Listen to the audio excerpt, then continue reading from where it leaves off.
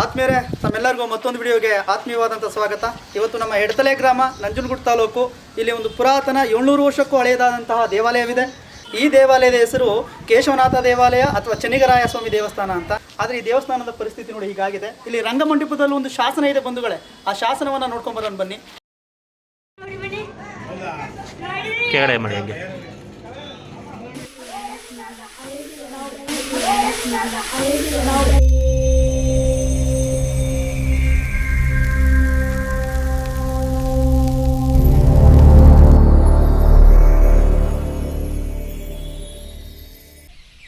ಈ ಶಾಸನದ ಬಗ್ಗೆ BL ರೈಸ್ ರವರು ಈಗಾಗಲೇ ಮಾಹಿತಿಯನ್ನು ನೀಡಿದ್ದಾರೆ.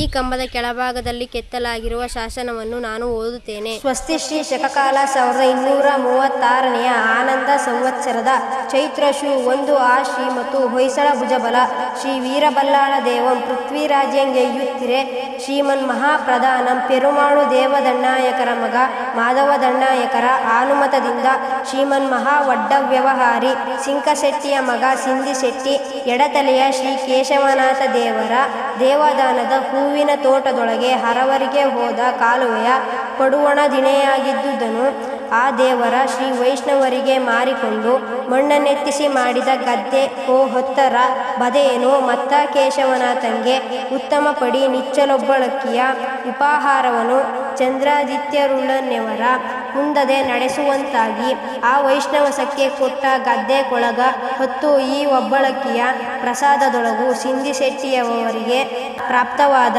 ಪ್ರಸಾದಮಾನ ಒಂದುನು ತನ್ನ ಧರ್ಮಸಕಾಯಿಯಪ್ಪ ತಣ್ಣಂತುಳದಾಸರಿಂಗೆ ಸಂತಾನಗಾಮಿಯಾಗಿ ಕೊಟ್ಟ ಪ್ರಸಾದಮಾನ ಒಂದು ಮಂಗಳ ಮಹಾಶ್ರೀ ಶ್ರೀ ಶ್ರೀ.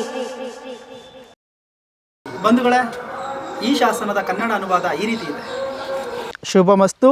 ಶಕವರ್ಷ 1236ನೆಯ ಆನಂದ ಸಂವತ್ಸರದ ಚೈತ್ರ ಶುದ್ಧ ಭಾನುವಾರದಂದು ಹೊಯ್ಸಳ ಭುಜಬಲ ವೀರಬಲ್ಲಾಳ ದೇವನ ಆಳ್ವಿಕೆ ಕಾಲದಲ್ಲಿ ಶ್ರೀಮನ್ ಮಹಾಪ್ರಧಾನ ಪೆರುಮಾಳದೇವ ದಂಡನಾಯಕನ ಪುತ್ರ ಮಾಧವ ದಂಡನಾಯಕನ ಸಮ್ಮತಿಯೊಂದಿಗೆ ಮಹಾವಡ್ಡ ವ್ಯವಹಾರಿ ಸಿಂಕಶೆಟ್ಟಿಯ ಮಗ ಸಿಂಧಿಶೆಟ್ಟಿಯು ಒಂದು ಧರ್ಮ ಕಾರ್ಯವನ್ನು ಮಾಡುತ್ತಾನೆ.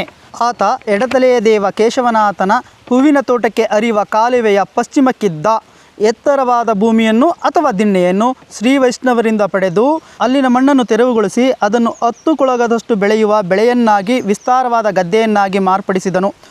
ಈ ಭೂಮಿಯನ್ನು ಪುನಃ ದೇವಸ್ಥಾನದ ಶ್ರೀ ವೈಷ್ಣವರಿಗೆ ಹಸ್ತಾಂತರಿಸುತ್ತಾ ಈ ಕೆಳಗಿನ ನಿಬಂಧನೆಯನ್ನು ವಿಧಿಸಿದನು. ಆ ನಿಬಂಧನೆಗಳು ಇಂತಿವೆ.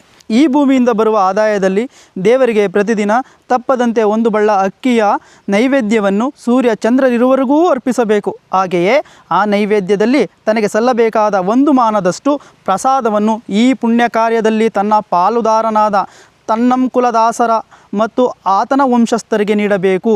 ಮಂಗಳವಾಗಲಿ ಶ್ರೀ ಶ್ರೀ ಶ್ರೀ ಎಂದು ಈ ಶಾಸನದಲ್ಲಿ ಬರೆಯಲಾಗಿದೆ. ಈ ಒಂದು ಶಾಸನ ಕ್ರಿಸ್ತ ಶಕ 1314ರ ಯುಗಾದಿಯ ದಿನದಂದು ದಾಖಲಾದ ಶಾಸನವಾಗಿದೆ. ಈ ದೇವಾಲಯದ ಸಂರಕ್ಷಣೆ ಕೇವಲ ಸರ್ಕಾರದ ಮಾತ್ರವಲ್ಲ, ಪ್ರತಿಯೊಬ್ಬ ನಾಗರಿಕನೂ ಕೆಲಸವಾಗಿರ್ತದೆ ಇದು. ಹಾಗಾಗಿ ಈ ದೇವಸ್ಥಾನಕ್ಕೆ ನೀವು ಚರಂಡಿ ನೀರು ಬಿಡೋದಾಗಲಿ ಅಥವಾ ಕಸ ಹಾಕೋದಾಗಲಿ ಇದನ್ನೆಲ್ಲ ಏನು ಮಾಡೋಕ್ಕೆ ಹೋಗಬೇಡಿ. ಈ ಬಗ್ಗೆ ಊರಿನ ಗ್ರಾಮಸ್ಥರು ಮತ್ತು ಪಂಚಾಯಿತಿಯವರು ಒಂದು ಸ್ವಲ್ಪ ಗಮನ ಹರಿಸಿದ್ರೆ ನಮ್ಮ ಪ್ರಾಚೀನ ಪರಂಪರೆಯ ಸಂರಕ್ಷಣೆ ಆಗುತ್ತೆ. ನಮ್ಮ ತಲೆಯಿಂದ ಮತ್ತೊಂದು ತಲೆಗೆ ಬಳುವಳಿಯಾಗಿ ಹೋಗುತ್ತೆ. ಜೊತೆಗೆ ಈ ಕಾರ್ಯವನ್ನು, ಈ ಸ್ವಚ್ಛತಾ ಕಾರ್ಯವನ್ನು ಪುನರಪಿ ಫೌಂಡೇಶನ್ ಅವರು ಹಮ್ಮಿಕೊಂಡಿರ್ತಾರೆ. ಈ ಫೌಂಡೇಶನ್ ಅವರಿಗೆ ನಮ್ಮ ಮೂಲಕ ಧನ್ಯವಾದ ಮತ್ತು ಗ್ರಾಮಸ್ಥರು ಅವರಿಗೆ ಕೈ ಜೋಡಿಸಬೇಕು. ಅವ್ರ ಕಾರ್ಯವನ್ನು ಇನ್ನಷ್ಟು ಮಾಡೋಕ್ಕೆ ನೀವು ಸಹಕಾರವನ್ನು ಕೊಡಬೇಕು ಅಂತ ಈ ಮೂಲಕ ಕೇಳ್ಕೊತಾ ಇದ್ದೇನೆ. ಪುನರಪಿ ಫೌಂಡೇಶನ್ನ ಸದಸ್ಯರು ಚನ್ನಕೇಶವ ದೇವಾಲಯದ ಆವರಣವನ್ನು ಸ್ವಚ್ಛಗೊಳಿಸುವ ಕಾರ್ಯವನ್ನು ಕೈಗೊಂಡಿದ್ದಾರೆ.